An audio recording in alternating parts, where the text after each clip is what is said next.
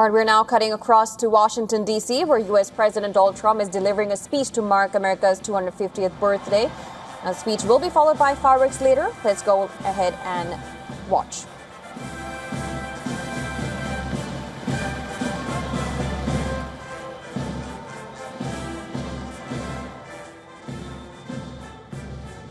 All right, these are visuals from Washington, D.C., where earlier the crowd was told to evacuate because of thunderstorms, but Trump was determined to give the speech for the 250th anniversary of independence of the United States. And there we have the visuals coming in from Washington, D.C., where Trump is about to give his speech for the 250th anniversary of the United States of America's independence.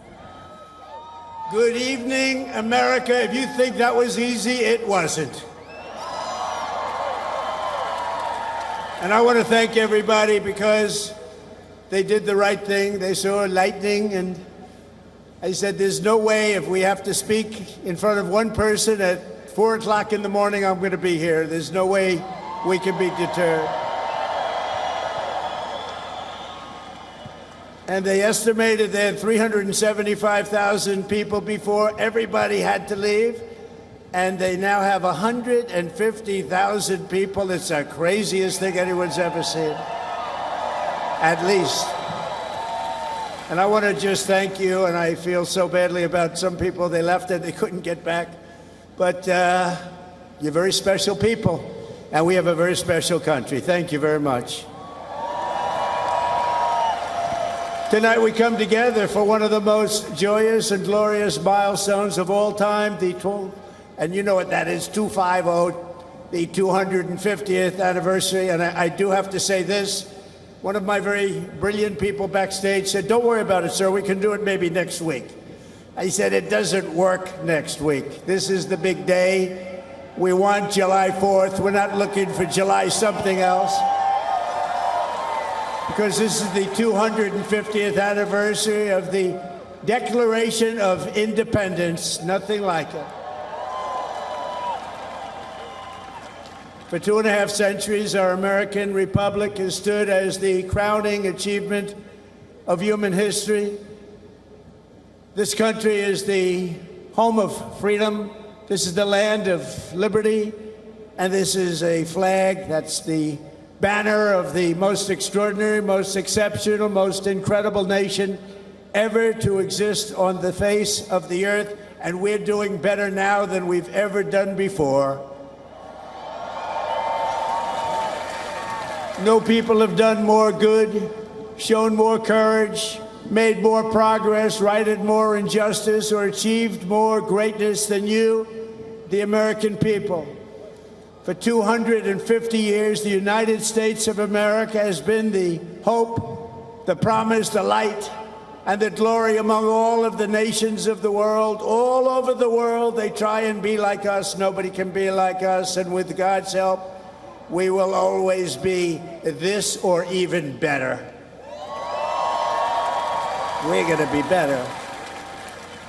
Here on our National Mall, we're celebrating freedom's triumph over tyranny, liberty's conquest over oppression, and the enduring victory of the American spirit from the July 4th, 1776 to July 4th, 2026. Big dates. That's big dates. Two big ones. And tonight our country is stronger, freer, richer, safer, and prouder than ever before.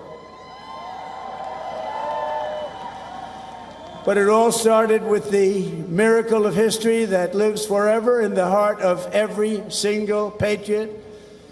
In Philadelphia, our founding fathers summoned the courage of giants and the wisdom of centuries to boldly proclaim these timeless truths. They declared that all men are created equal, that they are endowed with sacred, unalienable rights by the hand of our Creator, and that among these are life, liberty, and the pursuit of happiness.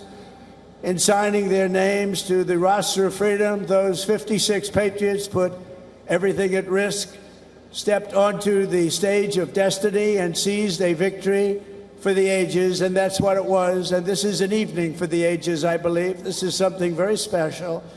This is bigger than if we didn't have the lightning blaring. We had lightning blaring, but this is bigger. Little more inconvenient, but it's bigger. I think in its own way, it's more beautiful. From the beginning, we were a nation that lived by the motto, victory or death, and live free or die. 1 out of every 100 Americans gave their lives in the fight for independence to remind us of who these heroes were and what they gave us. We are honored to have here tonight in the heart of our nation's capital one of the very first American flags ever to exist. Dating back to 1777, it bears the 13 stars and 13 stripes of the 13 states that declared independence on the 4th of July.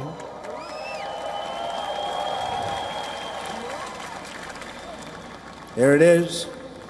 This was the flag that flew victorious at Saratoga. And these are the real deals, too. These are the real flags. These are flags that have seen a lot. These were the stars and stripes that flew triumphant when the British waved the white flag of surrender at Yorktown. That was a big surrender. Nobody thought that was possible. They were the greatest power of the world, and they surrendered, and that was the beginning. Ever since, the entire world has been on notice that Americans will never let anyone take our freedom away. Won't happen. And all these talks from the communists, they haven't got a chance. Not even a chance. We don't want communists in our country.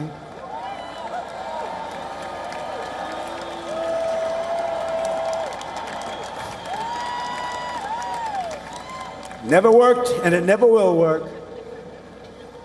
Americans must never forget that we are a historic and heroic people with a heroic spirit and a heroic purpose on this beautiful earth of ours. We are made of the courage and the fire and the flesh and the blood of the best and the bravest people this world has ever produced. We are the bravest and the best. Tonight we pledge allegiance to the flag they gave us, and we say, God bless the immortal patriots of 1776, and long live the cause of independence. May it reign forever and ever and ever. We will always be on top. We will never let our country fall. We will always be the best. Our founders not only won our liberty, they secured it with the most righteous political document ever conceived. It's called the Constitution of the United States. Very special.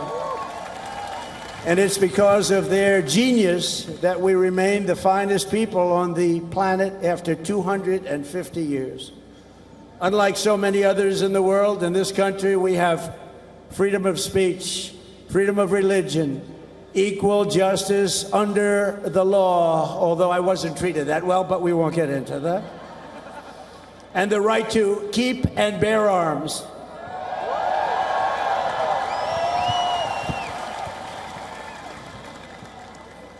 And for the almost 6 years that I was president, I guarded very, very powerfully your Second Amendment, and they didn't do a thing to it, and it was not easy. But we guard your Second Amendment. We guard it very, very strongly and cautiously. Across the generations, Americans have fought, bled, and died, not just to secure those rights, but to expand them to citizens of every race, religion, color, and creed, because we are one people. We are one family. You showed that tonight with one flag. And as our Declaration of Independence tells us, we are all made in the image of one Almighty God.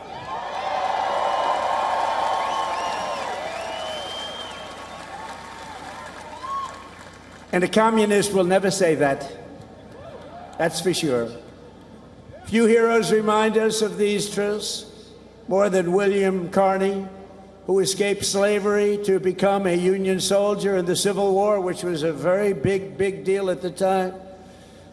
On the front lines of battle, he saw a comrade struck down by enemy fire while carrying the Stars and Stripes, and Sergeant Carney dove to the ground to keep the flag from touching the mud. He didn't want to have it touch the ground. He didn't want to have it touch the mud. He wanted it to be perfect. He raised it high above the field and was shot 4 times. They thought he was gone, but he kept moving forward. He loved our country. He loved our flag. Before he returned to camp and announced, "Boys, the old flag never touched the ground." And he became the first African American to receive the Congressional Medal of Honor. He got the Congressional Medal of Honor, and he was the first African American, and he was some man. They've written stories about him. He was something special. With us tonight to celebrate this forward march of freedom is another Medal of Honor recipient, Colonel Paris Davis, whose courage won eternal glory in Vietnam. He helped lead a surprise attack on 100 enemy combatants. They said he was finished. His whole group was finished. And despite multiple life-threatening wounds, saved the lives of his fellow soldiers. And this evening he stands to salute the only flag of its kind, the one that was draped over the casket of President Abraham Lincoln in Independence Hall. Thank you very much. Great.